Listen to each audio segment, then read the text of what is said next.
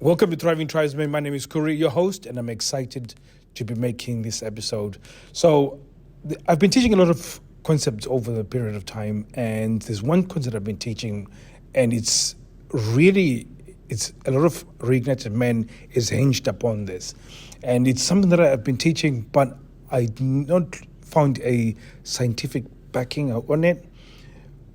But at the same time, it's something that had worked for my relationship.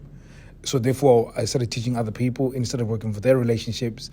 And it's something that I've perfected within Reignited Men.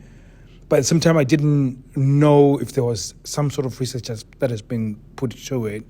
And I came across a book that I've been reading recently, and somebody started explaining this concept. It's called Prevalence-Induced Concept, which is a very weird name. Oh, well, interesting name. But basically that concept, the way there was a doctor called David Lavery, and this doctor took a lot of people, and basically what they did was they took a lot of pictures of people that were showing signs of aggression. And what they did is that they took, for example, they had 100 pictures of people with signs of aggression, and then out of those 100 people, or 100 pictures, they had about 80 people that had signs of aggression, and then like 20 pictures of people that were neutral or happy. So they showed them over and over these pictures over a period of time, and as they got to the people that were neutral, they pointed out the people that were neutral, and then they made it 50-50.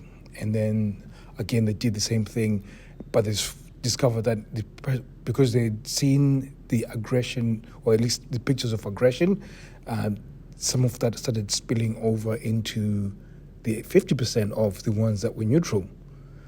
And then when they removed all of the aggressive ones and then only put neutral, because they were told to seek for aggression, they started finding aggression within the neutral pictures.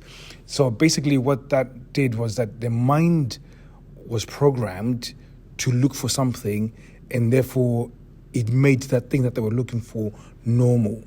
So, and then you're probably wondering, how does this translate to a sexless relationship? This now translates to a sexless relationship, because if your partner has come from a home, and 9 times out of 10, most people that end up in a sexless relationship, your partner has come from either a broken home, or if her parents are together, those parents are unhappily married. And if they pretend to be happily married, there's a matriarch who's in that household. So the mom is the boss of that relationship. Therefore, she treats him like shit, and therefore you are now at the receiving end of that, because she has seen that as normal. So she looks, and again, as she was growing up, she saw that as normal, and that's what shaped her view of what the relationship should look like. So therefore, when you get married, that's the same thing that then ends up in your relationship. So it's almost like history playing itself. So if she's a matriarch and she's in charge of that house, generally she will then assume that mantle within your household and try and rule the household in the same way. Now, obviously, that means when she's a matriarch, 9 times out of 10, she will lose respect for you and not fuck you. And that's one of the crazy part about it. If she's from a broken home, again, it's still same thing, because if it's a broken home, depending on what she said about the dad or the husband and how they behaved, and how she spoke about men, if she was bitter about the relationship, or even if it was amicable relationship, but there was no man within the household, the fact that she did not live with a man inside the house, again, this is where she starts pushing you away, because she doesn't know how to feel about having a man in the household and running the household. So again, there's a normalcy of really being distant from men, because again, she suffered distance from her dad, especially if she didn't live with her dad. So there's a lot of that that's happening that is transferred into your relationship, and therefore you find yourself in a sexless relationship, because it's been made normal for her initially, especially when it comes into the umbrella of relationships.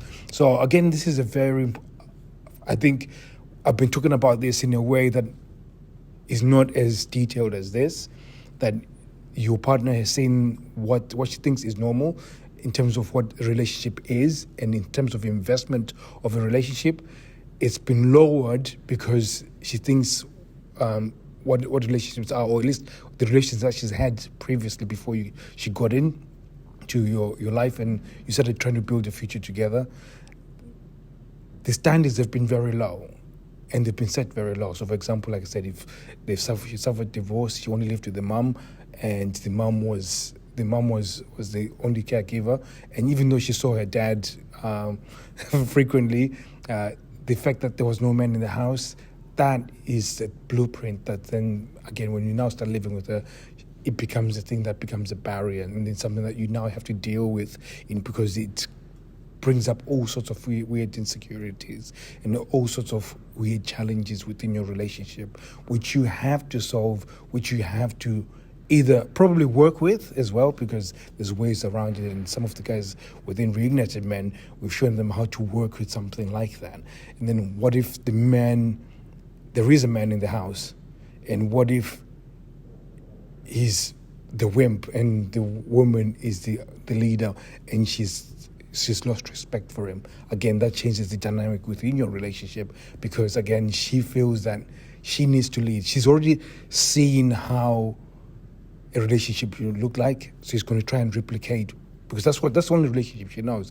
That's the blueprint that she's got, and she will use that blueprint within your household, and again will cause a sexless relationship, because some of you guys have already allowed this to happen into a relationship where you've submitted, and she's forced you to submit because she thinks that's what's the right thing to do into a relationship, and she's lost respect for you, and therefore you're not having sex. And this is one of the causes for it. And again, like I said, there's ways around it, and I'm going to dive in deeper with this in the next few episodes. I'm going to really start thinking through this, but I just wanted to put this out there as a teaser so you can actually see that there's actually things that are happening that you can get control over, and some of it has been out of your control. You've been trying to deal with the wrong thing in order to change your sexless relationship, because again, there's forces that are out there that you are probably not aware of.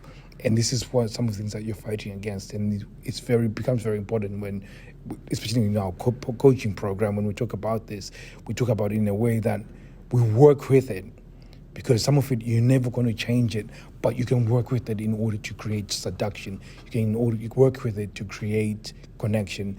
And so you're almost feeding her what she needs in order to feel whole, but at the same time you're pulling her along in order for you guys to grow together.